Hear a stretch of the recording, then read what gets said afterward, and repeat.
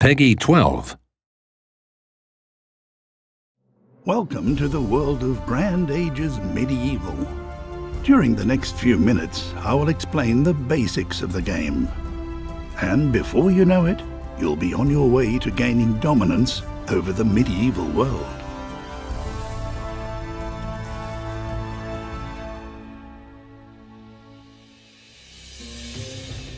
Build your empire. At the beginning of the game, you have the option of choosing between campaign, multiplayer mode, and an open game.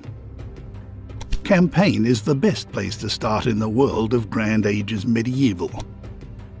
It not only tells an exciting story set in medieval Constantinople, using lovingly created video scenes, it also provides a step-by-step guide to the way things work in the game in a clear and concise manner. In multiplayer mode, up to 8 people can make their own rules in their battle for domination over 12th century Europe. In an open game, you get to customize all the starting and victory conditions. Once you have started a game, you can zoom, rotate, and move the camera about freely in the game world. Take a look at your first town first. In the role of town leader, you will enter a high-stakes game and become ruler of all of Europe. You'll be able to see how many inhabitants your town has and which goods are currently being produced. Depending on its location, each town can produce up to 5 different goods. For example, if a town is located near a body of water, fish can be caught and traded there. The production quantity depends on the number of available businesses. In total, there are 20 different commodities in the world of Grand Ages Medieval, and every town will require all of these as time goes by. In order to satisfy the demand for these goods, expansion, trade, and shrewd planning are necessary. Discover the world. Use scouts to explore the area around your first town, and you will soon encounter other towns. Use the diplomacy menu to establish contact with their respective leaders and negotiate various treaties, make demands, or offer gifts. Apart from the quality of your offer, the success of your diplomatic endeavors also depends on your sympathy value with the corresponding leader. To increase your sympathy value, you can, in addition to gifts, increase the town's prosperity with brisk trade.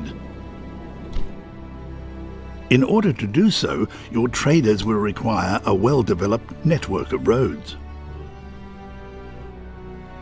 Create a flourishing economy. Once you have found trading partners and developed your road network, you will be able to hire traders at the inn. Fill their carts with commodities which you yourself have produced at low cost and send them to foreign towns to satisfy the demand for these goods there, and of course to earn a little gold as well. With this gold, you'll be able to expand and upgrade your town and production businesses, which will attract new inhabitants from the surrounding areas and create growth. But beware, as the town grows, so too will the needs of your people, which must also be satisfied. Expand your borders. In addition to traders, you can also hire settlers at the inn, with which you can establish new towns. To do so, send a group of settlers to a region of vacant land.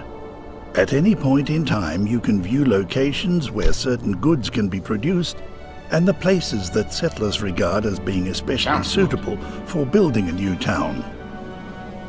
Once you have found a suitable location, you can establish a new town and give it a name. A beautiful land. Recruit a terrifying army. The larger your empire grows, the more important it will become to defend it with courage and cold steel. At the barracks, you can hire various military units for this purpose and build a powerful army that will make the ground tremble and terrify your enemies. To protect your empire, you can also erect watchtowers along your borders.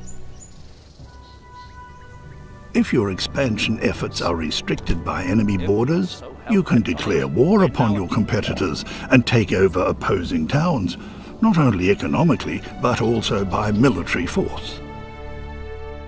Prevail over the forces of nature. Aside from your competitors, there is yet another enemy you must not underestimate: Mother Nature.